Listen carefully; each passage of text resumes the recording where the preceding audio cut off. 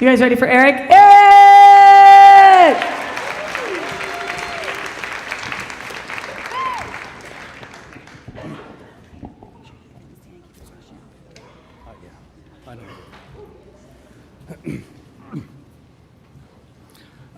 Fresh out of high school, my big ambition was to be a photographer, a famous photographer.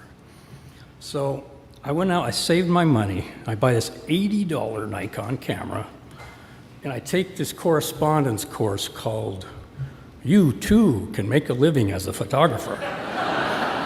So, one problem, I lived in this little Montana prairie town. The only thing to take pictures of were tractors and haystacks and sheep. But then my one big opportunity came up. So my sister, she was attending this little college in Minnesota.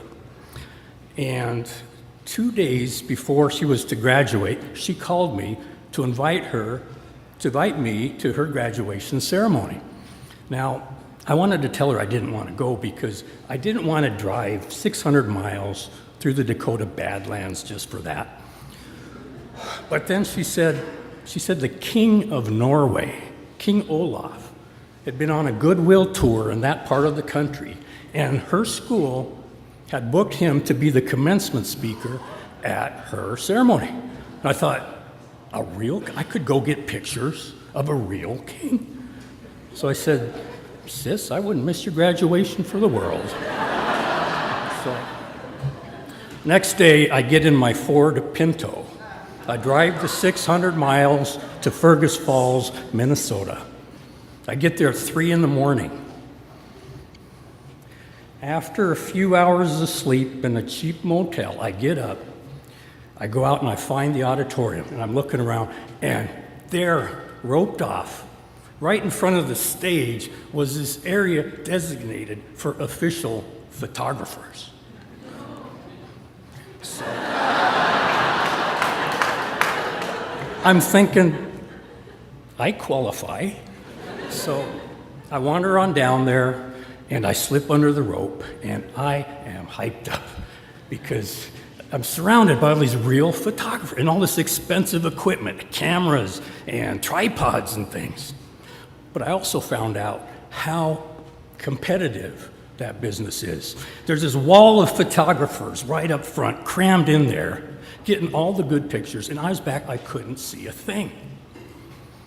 But this was my one big chance, and I was not to be denied. So I wrestled and I elbowed my way and I squirmed. I squeezed right to the front of the row, right to the front of the crowd, and I could see the entire stage. I could almost touch the stage. Then I realized I don't know which one is the king.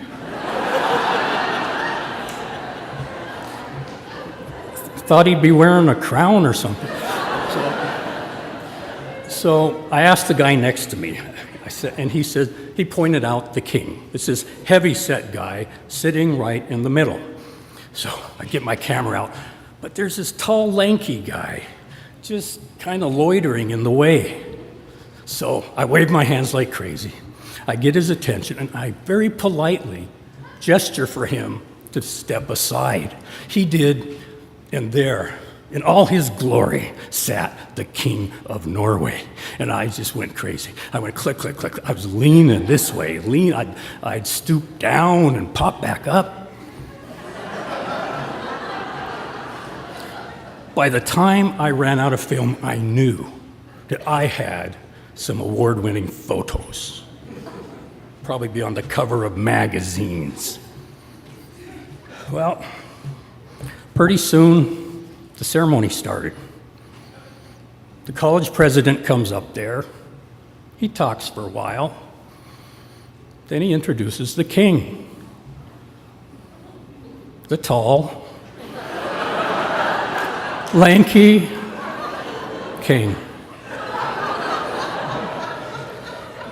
And I looked at that guy next to me, and I began to think of some creative ways of torturing him to death. Now, when I look back at that day, I can't blame that guy. because it was my own stupid fault.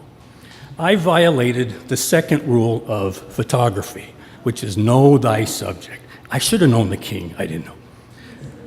But I do think I did okay with the first rule of photography, and that is to have the ambition to go out there to begin with. I mean, I drove that 300 miles, 600 miles. I fought my way to the front of that crowd. And how many people can say that with one flick of their wrist, they cast the king aside? Thank you.